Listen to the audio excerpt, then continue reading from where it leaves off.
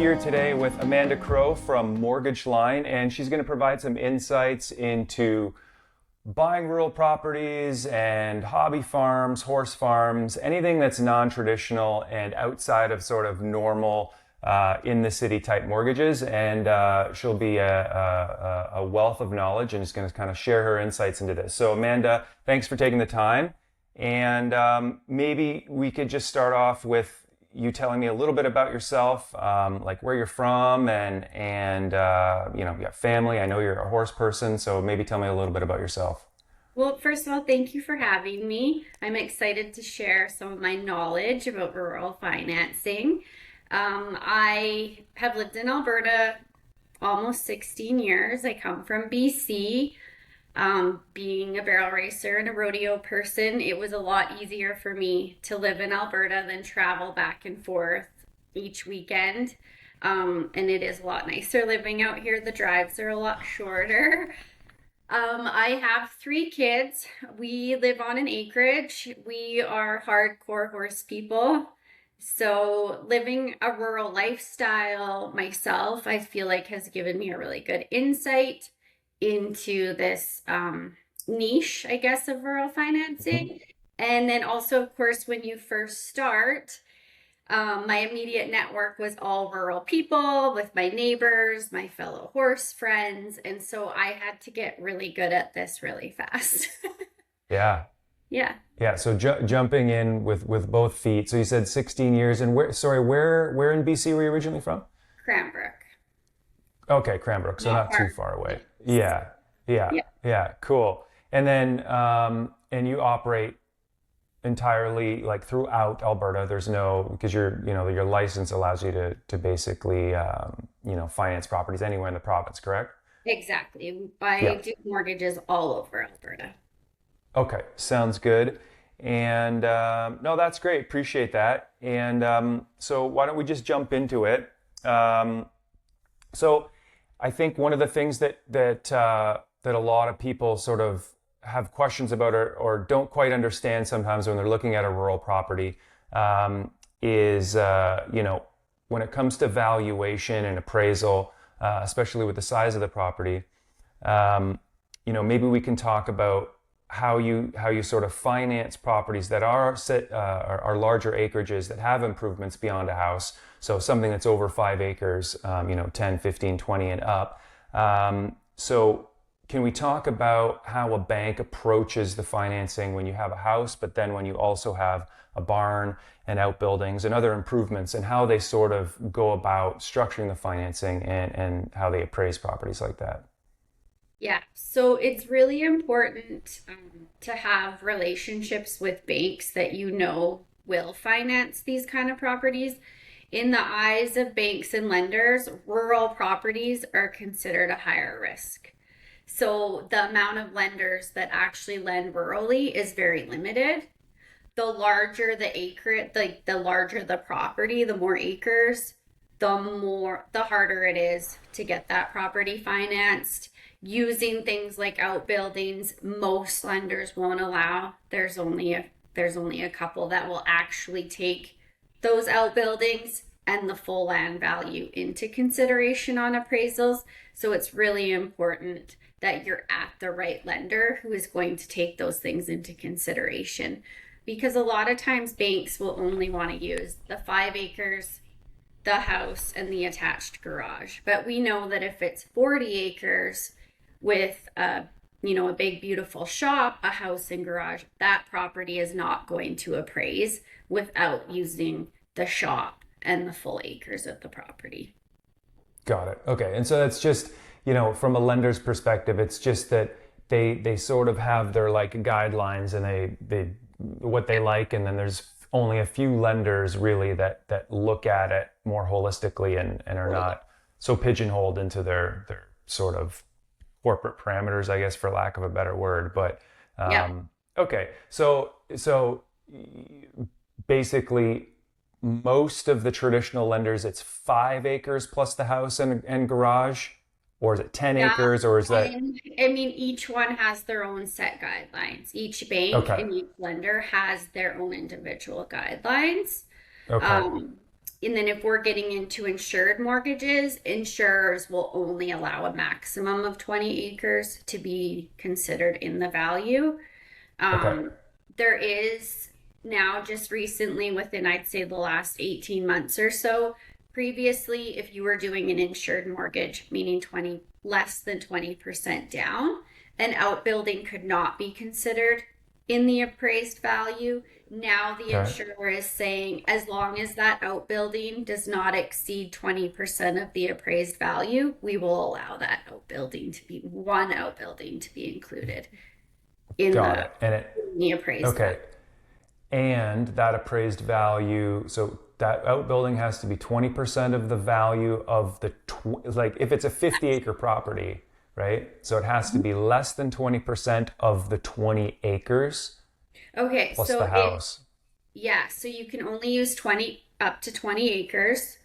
Yeah. Okay, so if you're trying to do an insured mortgage on 50 acres, you're going to most Yeah. likely fall short because the insurer is only going to allow 20 acres in that. Right. So let me unpack that for a second. So if you have a 50-acre property that you're approaching and the bank says, okay, or the insurer rather says, okay, we'll provide you financing on 20 acres, the house, and an outbuilding, provided that outbuilding is less than 20% of the value of the 20 acres Yeah. and the house combined. Yeah. And the whole kind of, Yeah. right. And then the balance of the 30 acres is, well, you got to come up with cash, basically. Exactly. That is Yeah, exactly okay, right. okay. And it's pretty significant. Like land is getting more and more expensive to buy. Yeah. So depending on which area in Alberta you are, there could be a significant value on those additional 30 acres. So most likely you're not going to get that through an insured mortgage because if you need an Right. insured mortgage, it's because you don't have a significant Have the cash. Sure. Yeah. No, that makes sense. And I know some of this is going to be a little bit my digging into the hypotheticals, but it's just nice to know all of the details. I don't know. I just sometimes I just like to know all the angles deeply as much as I can. Okay, cool. So what about you have your house, you've got a piece of property with a house, but you want to finance putting a building on it or an arena. How does that sort of fold into the plan when purchasing the property?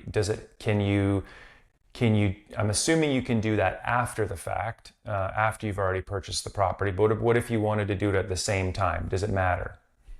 Yeah, so we can look at doing a purchase plus improvements mortgage. Yeah.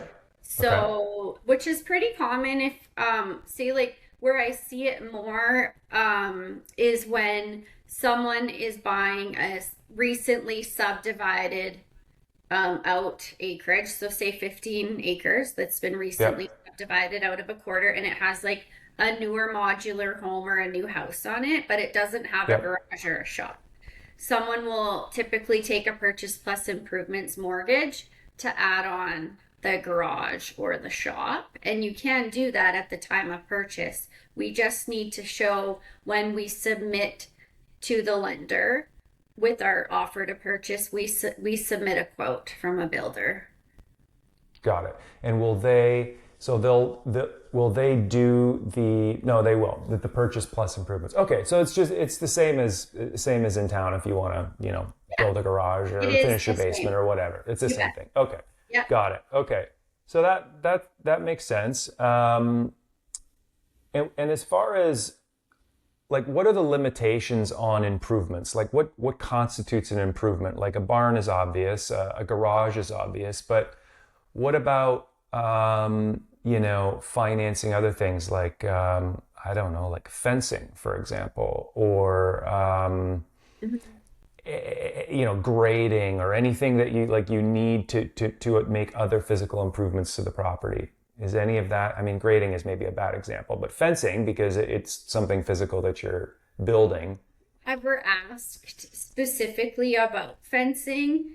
I feel like fencing is generally, under that $10,000 you can get some fencing done. So you haven't really asked for that. I feel like you see it more on like $50,000-$60,000 shops than say like a fencing project. Yeah. Okay. Fair enough. Okay, so what about lenders in all of this? So we kind of talked about traditional lenders sort of having their narrow sort of channel that you need to sort of fit in. So what are some of the other options for people that want to buy properties that are outside of the sort of the normal scope of what a traditional lender might entertain? Yeah, so we're looking at more of like our local lenders and our provincial lenders to Yeah. do a lot of these bigger land acreages, bare land loans, things like that. And then of course there's always like farm credit if you're getting Yeah. into wanting to get a farm, a big piece of land, use some projected income to as part of the income to get qualified for that mortgage, then you're going to be looking more at a farm credit than Okay. than And, an I- and yeah, and so on that farm credit, because I don't think a lot of people are familiar with farm credit, Mhm. but would that wouldn't necessarily be, or would it be for a commercial sort of like structure, like where you're actually trying to start a, okay, got Yeah. it. Right. And then just curious, farm credit, is that a solution for a longer amortization period, or is that more of a short-term kind of situation? I don't know, like, because they don't work with brokers specifically. Oh, So right. Yeah. then if I work, like, if I do your mortgage at one of the banks I work with, then they pay me. So I'm free for my clients to use. Farm credit Right. is not in our broker channel like Got those it. banks are. So if I do a business plan for a client to submit to farm credit, then I do have to charge a fee. I don't do a lot of them. So I'm not as familiar with their products, but I do know That, that they do like 25% down. yep. The property must be presented as a farm. So like 3 acres, even 10 acres, you wouldn't get through farm credit. Okay. They're looking Okay. for actual, they want to know how are you going to make money? So are you going to have Right. sheep? Are you going to have cattle? Are you going to have a horse building business? Their focus is on the projected income, whereas Yeah. with our banks and our lenders, they're looking at provable income. What do Got you, it. yeah, what are you Right. making now? Not what can you make off of Got them. it. Yeah. So more of a commercial application, and then I guess someone who just kind of wants to do like a hobby farm and make a few extra bucks or whatever, like something kind of low key, they're going to have like, I don't know, 10 sheep or something and sell them at the end of a season. I don't know. I'm just making something up, right? But something that's just like, it's just for fun and a little bit extra income. Maybe it helps with taxes or whatever, that they're trying to do. But at that, if you're doing that, then you're really just going to go with a traditional lender and just kind of, because it's not your main source of income. Is that fair? And honestly, Yeah. like the banks don't want any farming activity happening on these properties. So if you're taking a residential mortgage, you Okay. aren't running a farm because there is that commercial component to it. So the reason that Okay. banks don't want any farming activity happening on the Yeah. property is because if they ever have to go to foreclosure, it makes the process a lot harder for them if Okay. you're trying to foreclose on a place where someone is deriving income. Hmm. So that Okay. it really like, and we can even talk now even about like say indoor riding arenas, bar. Yeah.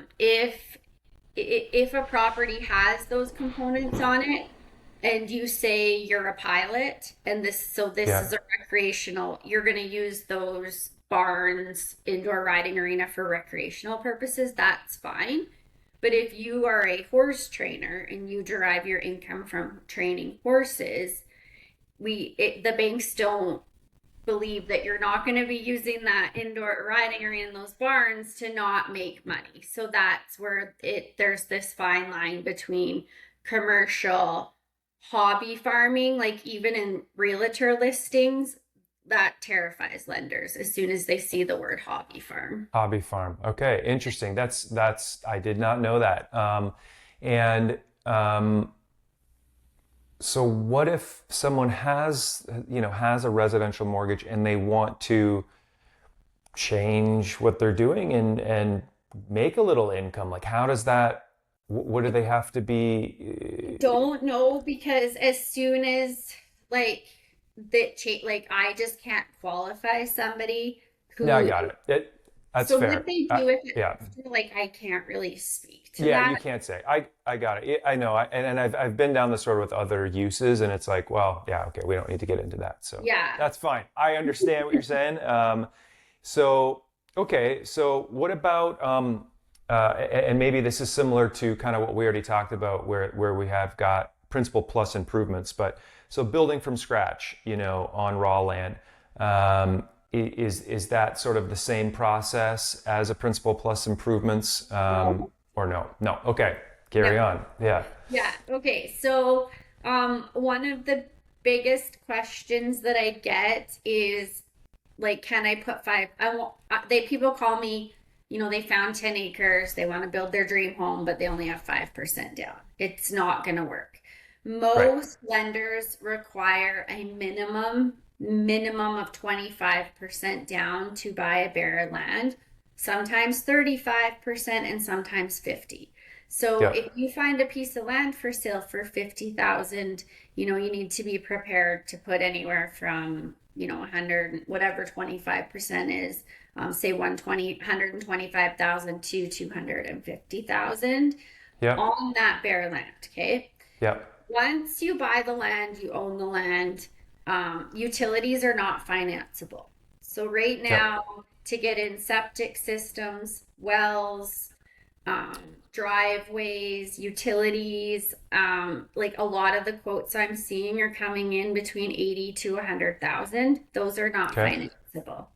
What you Okay. can do is sometimes use some of the equity within the property to pull out of the land to put towards those costs. Okay. Those are not part of the mortgage.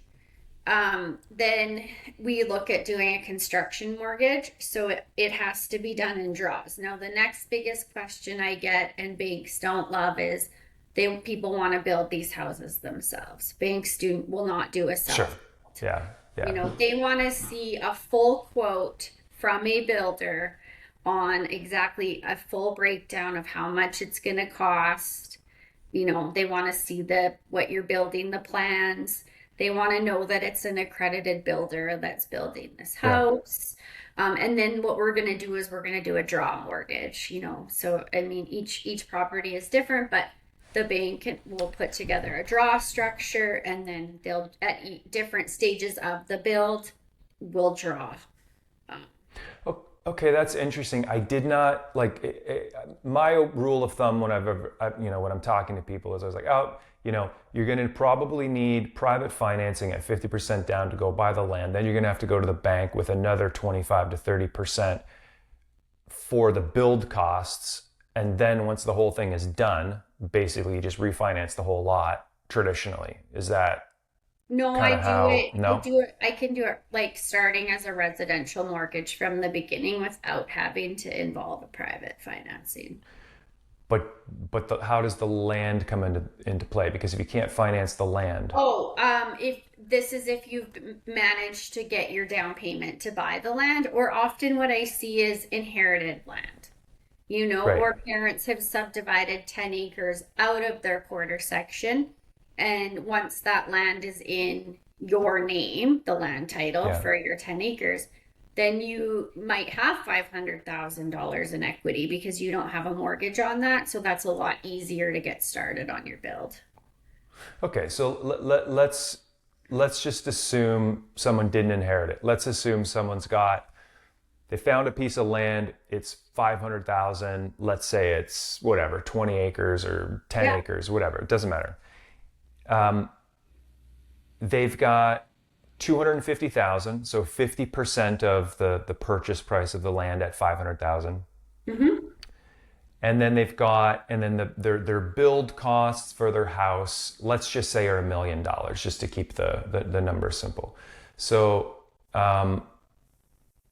they would have to have, I would have thought, like $250,000 to buy the land at 50%, right? And then another, let's call it 30% for the build, so another 300,000. Because No. once you're turning that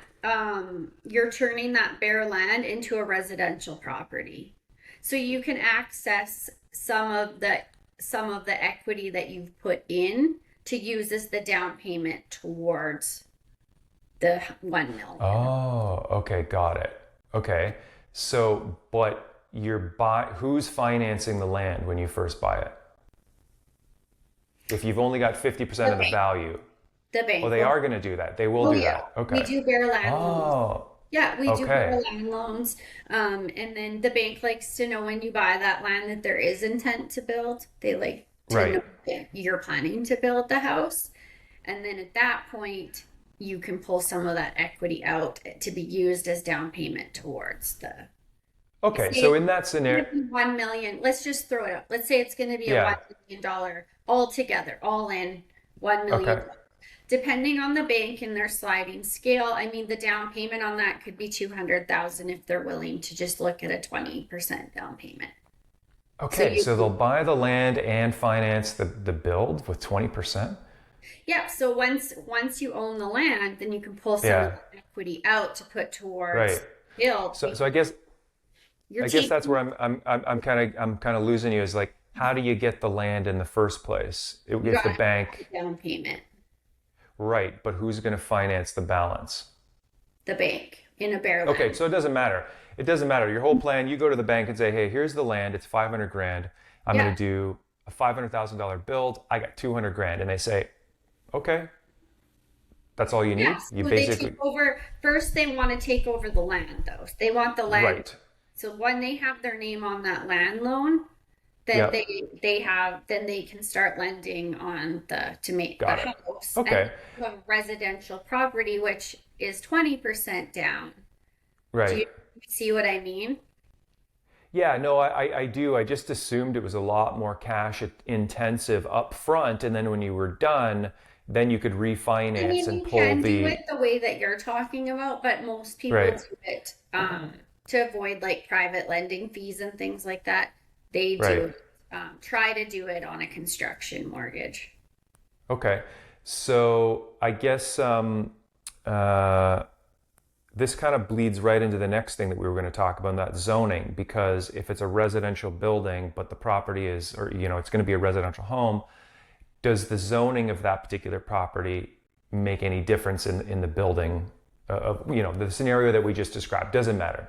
No, I think like I mean to go one step further, I think it Yeah, zoning with the county and getting your permits is maybe sure. more of where things get complex, not with the lender.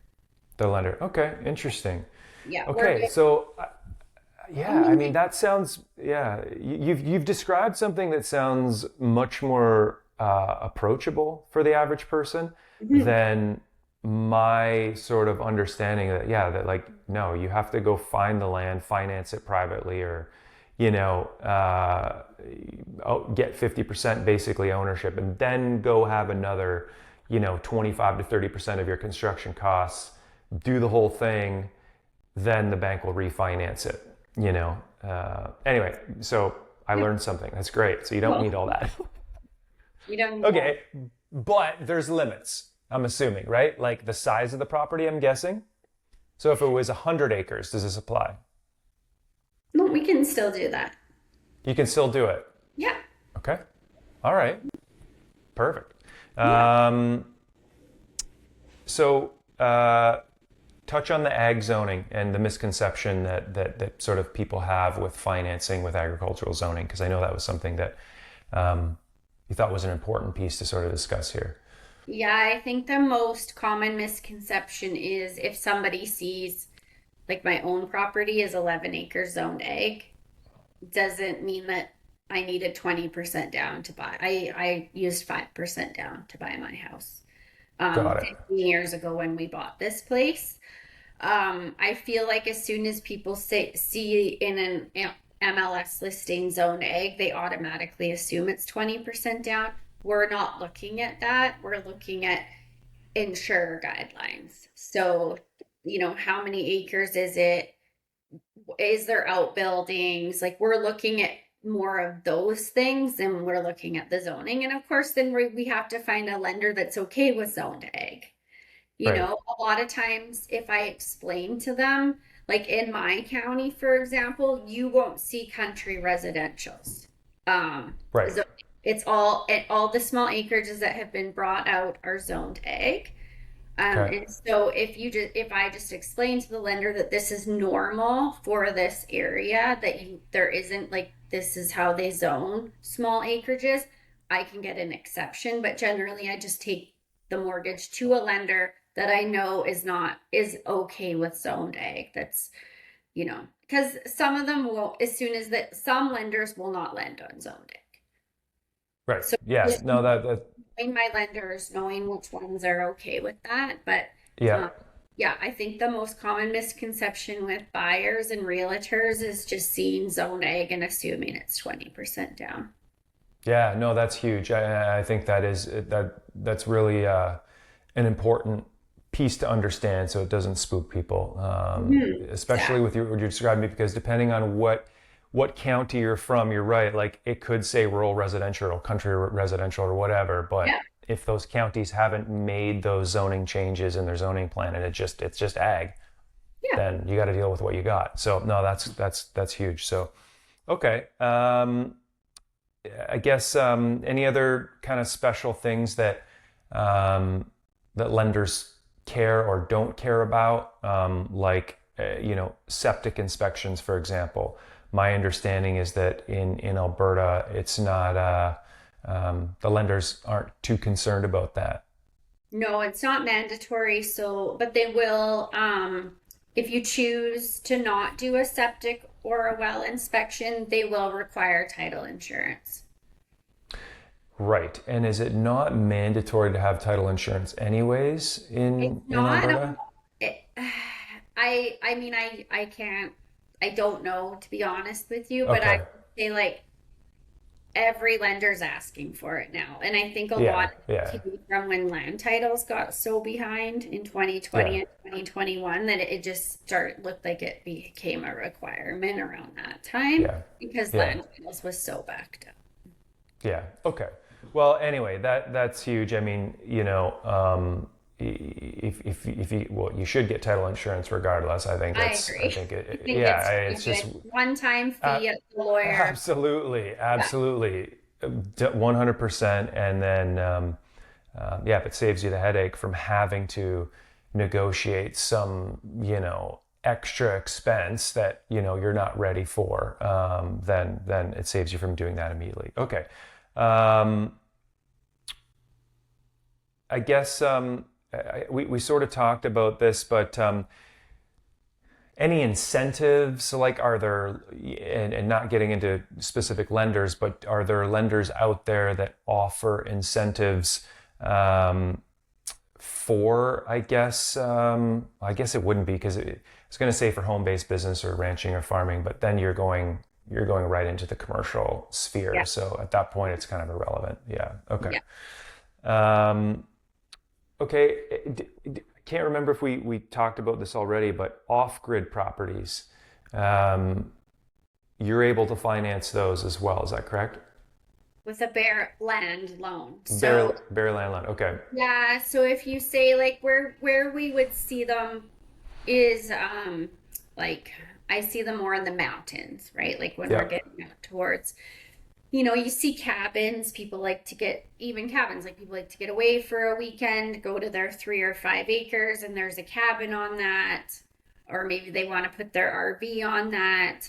The only way to buy that land is via a bare land loan. There, we can't look at taking any cabins that don't have, running water, septic systems, electricity, all of those components. Those are considered non-conforming. So we're looking at a bare land loan to get those Okay.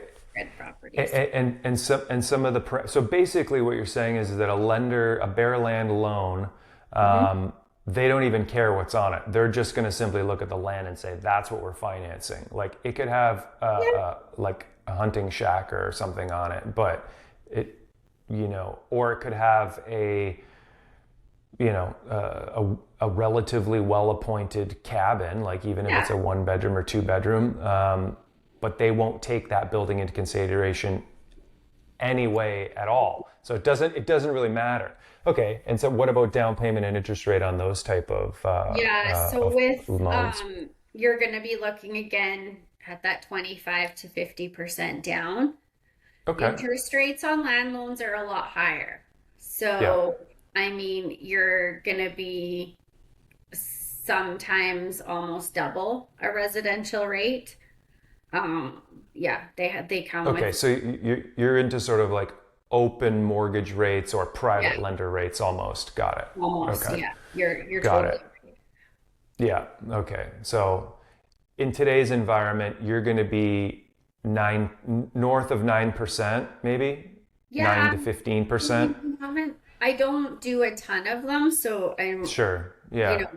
but like even say like prime plus 2% or prime plus 3%, if you're in an open. Okay, well that's okay. Yeah. I mean that's pretty good right now, so it's not as bad. Yeah, but it's definitely like not like say like 3.9, right? Like it's no, definitely not. Yeah. Be like, well, around 8% is probably a good, and for a fixed rate maybe 9. Yeah. Okay. Well, I mean, I think that's important for people to know because, there's a lot of interest in people just want to escape, right? And they like, how do I escape? How do I just get this off grid? It's a sort of a utopian sort of vision, but understanding that from a financing perspective, I think that's one of the biggest misconceptions people have is like the financing on raw land is not like, buying a house. So that's a huge, a huge part to this. So, okay. But there are options if needed and, they're out there. So, okay. I think that pretty much covers everything that I wanted to go over with you. Is there anything else you wanted to add that we haven't covered? No, I think that's it. I think, if you are looking to buy an acreage, it's important that like what your down payment is and the types of properties you should be looking at. Sometimes I see people who maybe only have 10% down and they're looking at 20% down properties. And so it's just making sure that your financing details before you go out acreage shopping. I tell my clients, like, send me your listings before you go so that I can tell you if I feel like this property is going to work for an insurer. I see a lot of people go and drive around looking at properties all day with their realtors, and then they, find a property and they don't have the down payment for it. So it can be really disappointing. Yeah, absolutely. And I guess just kind of at a high level, like where does sort of that line get crossed where it's from insured to minimum 20%? What is it about the property that would constitute that sort of change or that flip? Yeah, so we're looking at the acres mostly and outbuildings, and just looking, can we get this through an insurer? Right. Got it. Yeah. Okay. So, and I can't remember if we touched on property size before, but what was there an acreage limit for insured properties? 20 acres. Yeah, 20. Got it. Yeah. Okay. So basically, if it's 20 acres or less, is that right? 20. You can actually have the 20 acres. I've got 25 acres through an insurer. Sure. It's not that you can't. It's just that, it's just nice if I can take a look at the property and foresee any challenges that may also come up with the property before. No, it makes total sense. You're best to be prepared before you're disappointed. So, 100%. No, Amanda, this has been great. Thank you for your time and your insights and expertise on all of this. I'm going to leave a description in the notes below, and they can find you at amandacrowe.ca, and I'll leave that below, and then your contact information as well. So yeah, thanks again. I appreciate it. Thank you for having me. Yeah, you bet. Talk to you in a bit. Sounds good.